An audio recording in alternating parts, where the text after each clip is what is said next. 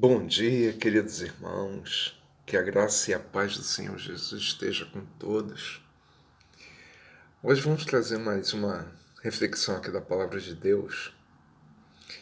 O tema é o desespero do remorso ou a reconstrução do arrependimento. Qual dos dois você vai querer?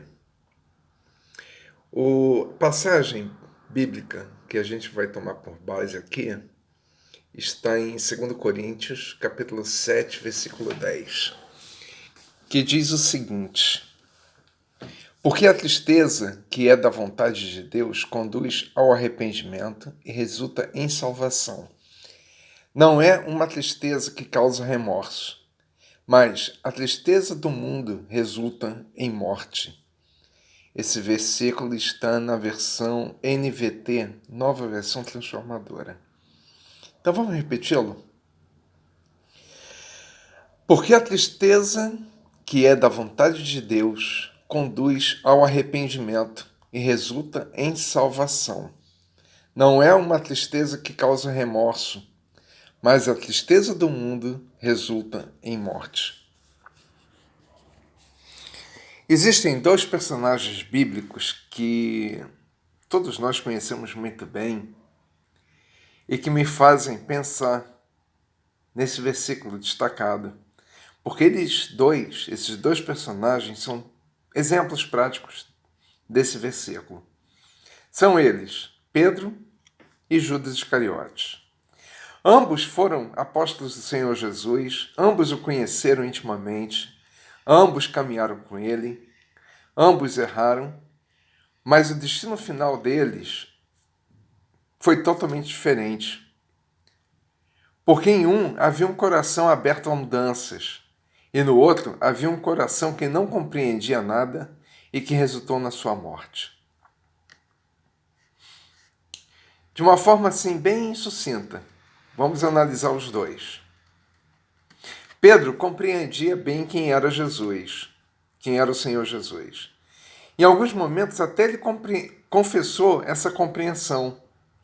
Quando ele falou, por exemplo, lá em João 6, que para quem iremos nós? Porque só tu tens as palavras de vida eterna.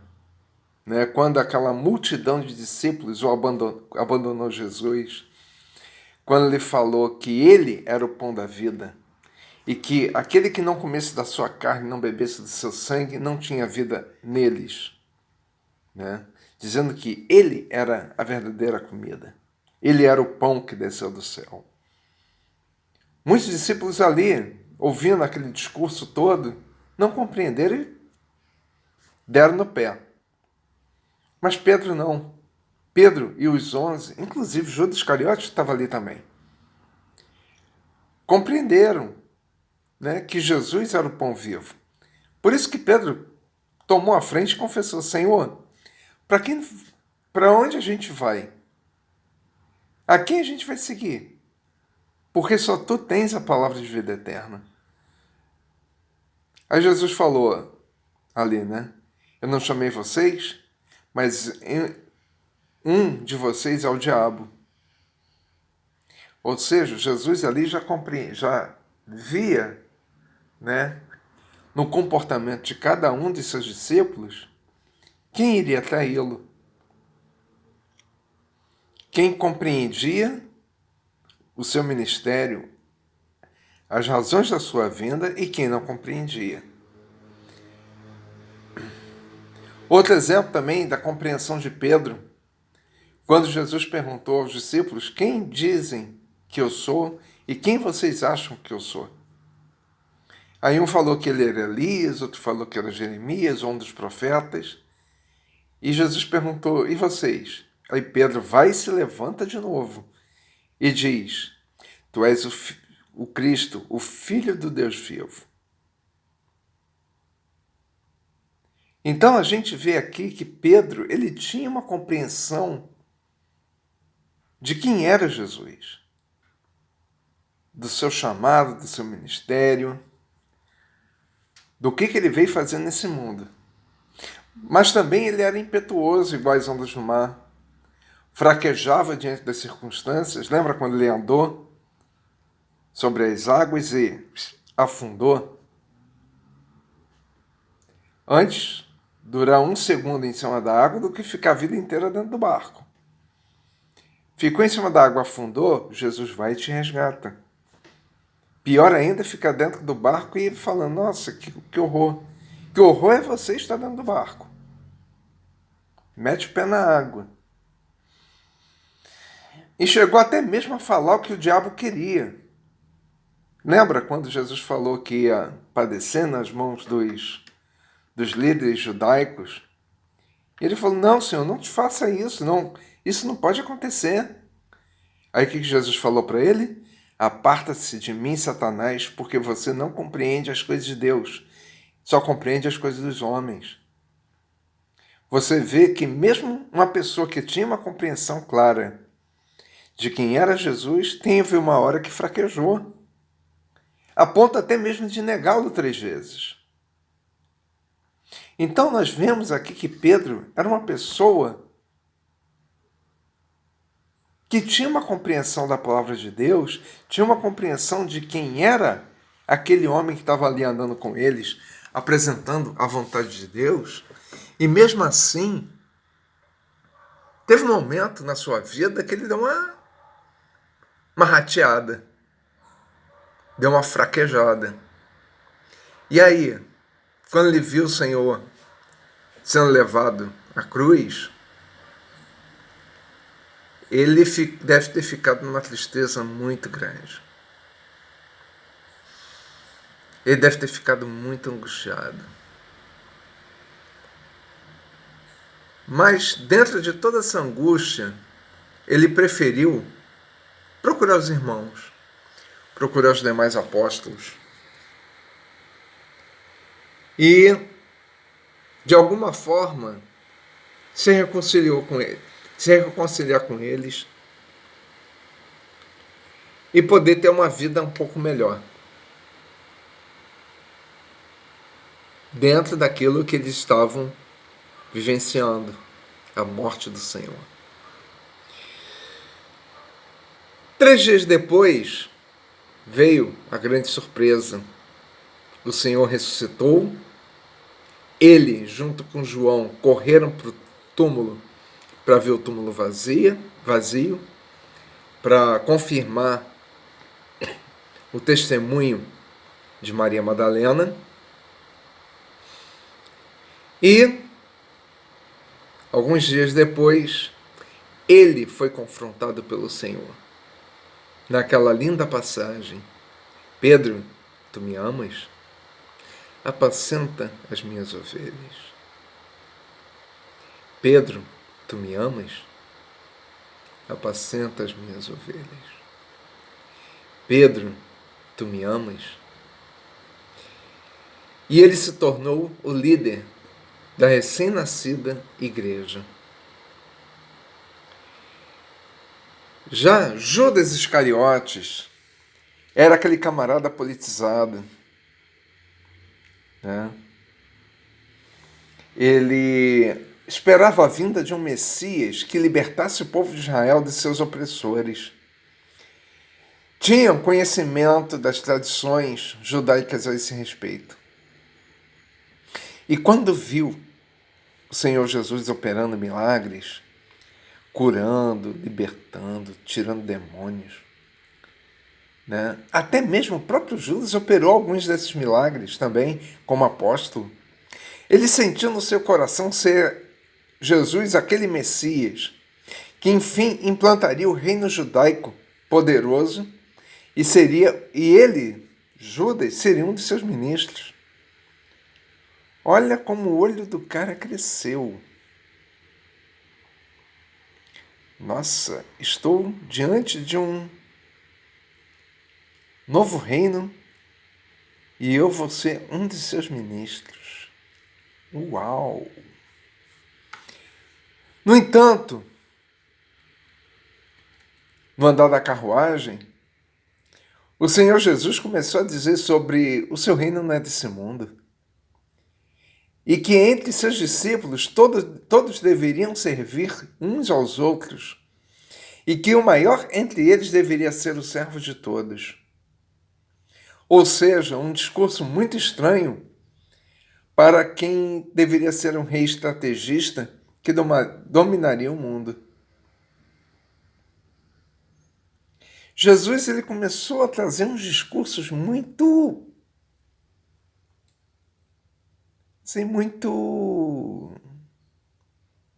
fracos diante de um rei que poderia dominar tudo. Isso na cabeça de Judas. E quando ele começou a falar sobre morrer em Jerusalém e sobre sofrer nas mãos dos líderes, aí Judas deve ter dado uma pirada, né? Como dizia antigamente, pirou na batatinha.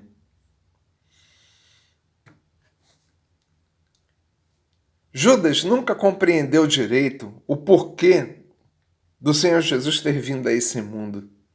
E acho que muitos não compreendem até hoje. E também não compreendem também a função da igreja por aqui. Por isso que há tantas heresias em nosso meio, tantas pessoas que se dizem ministros de Deus que distorcem sua palavra para trazer um evangelho que é totalmente incondizente com o evangelho de Jesus. Se vocês querem compreender realmente o que é o evangelho de Cristo, aproveite esse período de quarentena, pega os evangelhos, leiam de Mateus até João. Mas leiam não pensando em fantasias, histórias da carochinha. Leiam compreendendo o que está escrito ali no texto. Ah, Martins, mas o texto é muito difícil de ler. Queridos, hoje tem uma porção de versões que são simples de ler. Essa versão que eu estou usando no texto de hoje, a nova versão transformadora, tem a nova Bíblia Viva, tem a nova versão internacional. Pega seu celularzinho, sai um pouquinho do Face depois dessa ministração, baixa uma Bíblia que tem essas versões todas, tem o verso, eu indico. Você vai ter lá uma porção de versões em português. Você vai pegar uma delas e vai ler. Leia de Mateus até João. Vocês vão ver o que é o reino de Deus. Voltando aqui para a nossa reflexão, Judas teve um plano infalível, bem cebolinha. E foi executá-lo. Entregar Jesus às autoridades para que ele reagisse e tomasse o poder na marra.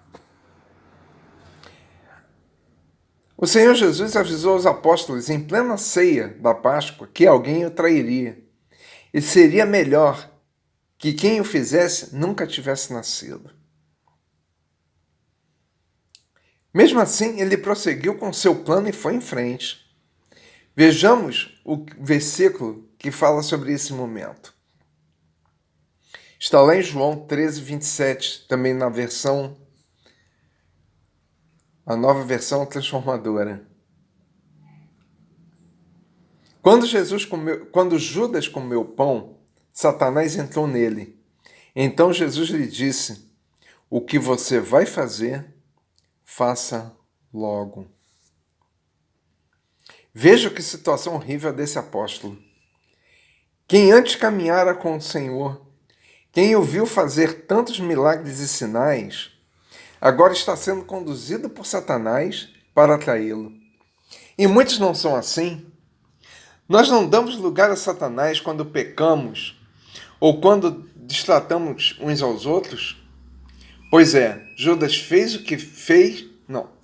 Judas fez o que fez, mas quando caiu em si e viu a besteira que fez, em vez de procurar a ajuda dos irmãos, afundou-se em sua amargura e tristeza e acabou se suicidando, enforcado e com o corpo deteriorado.